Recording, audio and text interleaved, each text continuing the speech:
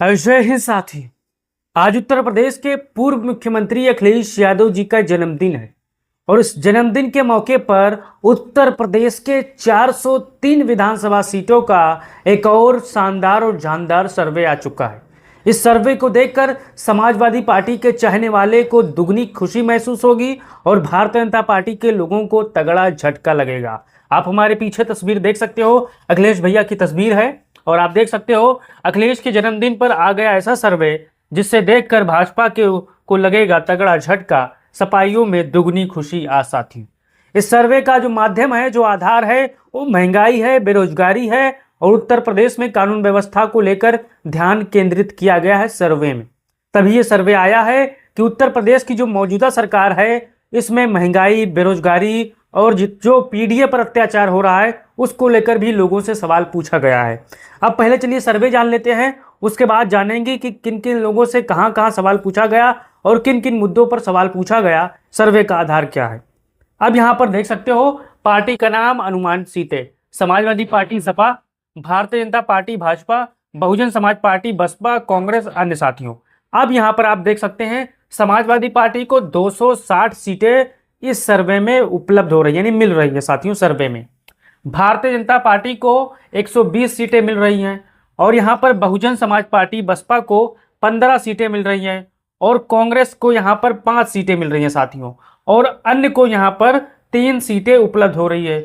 कुल 403 विधानसभा सीटों का ये सर्वे है। इस सर्वे में हर पार्टी को अलग अलग यहां पर दर्शाया गया है। जो कि आप सभी जानते हो कांग्रेस की उत्तर प्रदेश में उतनी स्थिति नहीं है जितनी होनी चाहिए। इसको इसलिए अलग दिखाया गया है क्योंकि कांग्रेस के लोग चाहते हैं कि प्रदेश में सभी सीटों पर चुनाव लड़ा जाए, लेकिन समाजवादी पार्टी चाहती है कि सीट उतने लो जितने आप जीत कर आ सको साथियों। अब भारतीय जनता पार्टी में उनके सहयोगी भी हैं, बहुजन समाज पार्टी अकेले चुनाव लड़ेगी, अन्य में आप यहाँ पर देख सकते हो चंद्रशेखर रावण भी आ सकते हैं और छोटे छोटे अवैसी और लोक दल हैं वो भी आ सकते हैं साथियों। अब आपको बताना है कि समाजवादी पार्टी 260 सीट क्या 27 के विधानसभा चुनाव में जीत रही है, क्या भारतीय जनता पार्टी 120 सीट पा जाएगी या बहुजन समाज पार्टी 15 सीट पाएगी। आपका क्या राय है, अपना राय दीजिए। अब चलिए जान लेते हैं आधार क्या है। इस चीज को आपको बहुत समझना है बारीकी से, तभी आप इस सर्वे का मतलब समझ पाएंगे, नहीं तो अंधभक्तों की तरह आप भी कंफ्यूज स्थिति में हो जाओगे। क्योंकि अंधभक्त को अभी यही नहीं पता है कि उत्तर प्रदेश में महंगाई है, बेरोजगारी है या नहीं है, कानून व्यवस्था, बिजली व्यवस्था की क्या हाल है। अब यहाँ पर देखिए भाजपा को अब भी शहरी और उच्च जातियों का समर्थन है, यह बात 100% ठीक है। शहरों में भाजपाई वोटर भरे पड़े हैं, उनको चाहे अखिलेश यादव मेट्रो दे दे, चाहे हवाई जहाज चलवा दें, चाहे लैपटॉप घर घर बांट दें, लेकिन शहरों में भाजपा के वोट हैं, ये आप मान के चलिए। हमारी इस बात से सहमत है तो अपनी राय दीजिए। लेकिन गांव में आंशिक असंतोष है, इसका मतलब है गांव में सपा का वोटर है, बसपा का वोटर है और कांग्रेस का वोटर है। गांव में समाजवादी पार्टी सबसे ज्यादा मजबूत है, उसके बाद बसपा, उसके बाद कांग्रेस है। सपा को पिछड़ी जातियों, यादव, मुस्लिम वोट बैंक में मजबूती दिख रही है। इस सर्वे में बताया गया है जो अखिलेश यादव का पीडीए है वो 2027 के विधानसभा चुनाव में इस सर्वे में मजबूती दिखाई दे रही है, यानी मजबूती के साथ अखिलेश यादव के साथ जोड़ा है। बसपा का ग्राउंड लेवल कमजोर पड़ा है लेकिन दलित वोटों में अब भी पकड़ है। बसपा में ये बात सही है, बसपा के लोग भले ही कुछ लोग भाजपा में चले गए हो लेकिन अभी भी बसपा मजबूत है कुछ प्रतिशत वोटों के साथ। कुछ उनका जो परंपरागत वोट है, दलित जाटो है, वो मजबूती के साथ बहुजन समाज पार्टी के साथ खड़ा है। कांग्रेस का असर बहुत सीमित है, यानी अगर कांग्रेस समाजवादी पार्टी से गठबंधन करती है 27 के चुनाव में तो उसका असर दिखने को आपको मिलेगा, लेकिन अगर वो अकेले चुनाव लड़ती है तो 5 सीट पाने की हकदार है, सर्वे में बताई गई साथियों।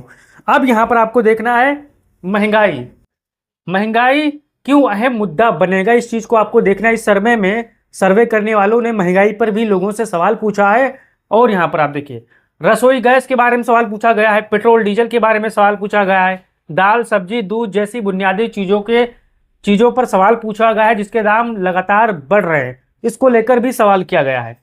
गरीब और मिडिल क्लास की जेब पर सीधा असर पड़ रहा है, इस सर्वे में भी दर्शाया गया है। सरकार ने कोई बार राहत देने की कोशिश की लेकिन अस्थायी समाधान नहीं मिल रहा है। अब सरकार भी कोशिश कर रही है लेकिन भाई उसके लिए बड़ा दिल चाहिए। अखिलेश यादव ने जो काम किया था वो शानदार तरीके से उदाहरण था, आप सभी जानते हो। चुनावी असर, विपक्ष पार्टियां इस बड़ा मुद्दा बनाकर जनता के जागरूक कर सकती हैं। यानी सर्वे में भी दर्शाया गया है कि अगर विपक्ष पार्टियां चाह ले तो इसको, महंगाई को, रसोई को, डीजल गैस को यहाँ पर बड़ा मुद्दा बना सकती है और बड़ा मुद्दा होने वाला है। अब खासकर महिलाएं, मजदूर, किसान और बुजुर्ग वोटर इस पर प्रतिक्रिया दे सकते हैं। अब आगे देखिए आप, बेरोजगारी, इस पर भी सवाल पूछा गया है, क्या ये मुद्दा है? तो लोगों ने क्या कहा है, यूपी जैसे बड़े राज्य में युवा आबादी अधिक है और उनको रोजगार चाहिए। ये बात 100% ठीक है कि भारतीय जनता पार्टी की सरकार है, पेपर लीक हुई है, पेपर बीक हुई है, तब जाके कहीं एक परीक्षा हुई है, आप सभी जानते हो। सरकारी भर्तियों में देरी, पेपर लीक, आरक्षण विवाद से युवा नाराज हैं, ये बात सही है। नौकरी की बजाय ठेका और निजीकरण का बढ़ावा लोगों में असंतोष पैदा कर रहा है। निजीकरण उत्तर प्रदेश में हो रहा है, आप सभी जानते हो। बिजली का भी निजीकरण हो रहा है, आप सभी को पता है। चुनावी असर, युवा वोटर अगर एकजुट हुए तो बेरोजगारी का बड़ा चुनावी मुद्दा बन सकता है और ये 100% 2027 के चुनाव में होंगे, युवा एकत्रित होंगे। अब सभी पार्टियां नौकरी और भत्ते के वादे करेगी, लेकिन जनता अब काम और नतीजे को देखना चाहती है। सभी पार्टियां, बसपा हो, सपा हो, या तरह तरह के वादे करेंगे, लेकिन देखती हैं कि कौन हमें मजबूती के साथ पिछले सालों में डिलीवरी कर चुका है। तो डिलीवरी के माध्यम से देखा जाए तो समाजवादी पार्टी अपनी सभी योजनाओं को मजबूती के साथ जमीन पर उतार चुकी थी। अगर आपसी झगड़ा ना होता परिवार में तो समाजवादी पार्टी की सरकार अब भी होती साथियों।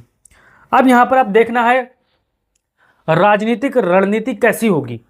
अब सपा कौन सा मुद्दा लेकर जाएगी, बसपा कौन सा मुद्दा लेकर जाएगी, कांग्रेस कौन सा मुद्दा लेकर जाएगी, भाजपा कौन सा मुद्दा लेकर जाएगी, आप इस चीज को समझना है। सपा महंगाई, बेरोजगारी को मुद्दा बनाकर भाजपा की नीतियों को घेर सकती है, युवाओं को नौकरी, छात्रों को लैपटॉप जैसे वादे कर सकती है, इस चीज को आपको समझना है। भाजपा क्या करेगी, अपनी उपलब्धियों को गिनाएगी, जैसे मुफ्त राशन, इंफ्रास्ट्रक्चर, कानून व्यवस्था, लेकिन महंगाई का जवाब देना पड़ेगा। बसपा गरीबों और दलितों की आर्थिक स्थिति का मुद्दा उठा सकती है, लेकिन इसका प्रभाव इस मुद्दे पर सीमित हो सकता है।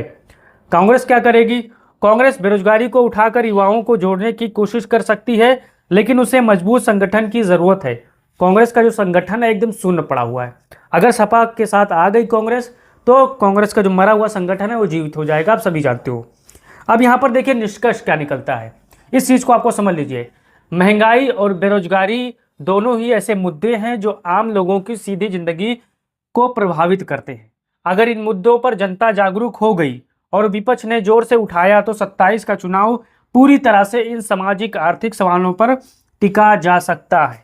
अब आप सभी भाइयों को ये सवाल जवाब देना है कमेंट बॉक्स में, क्या उत्तर प्रदेश का जो 227 का चुनाव होगा वो महंगाई पर होगा, बेरोजगारी पर होगा, या फिर और किस मुद्दे पर होगा? आपका क्या जहन है, आप क्या कहना चाहते हो, अपना राय दो। और इस वीडियो को तमाम साथियों, भाइयों, बहनों तक पहुंचाओ ताकि उनको पता चल सके कि उत्तर प्रदेश में आने वाले समय में महंगाई हो, बेरोजगारी हो, इस पर चुनाव होने वाले हैं।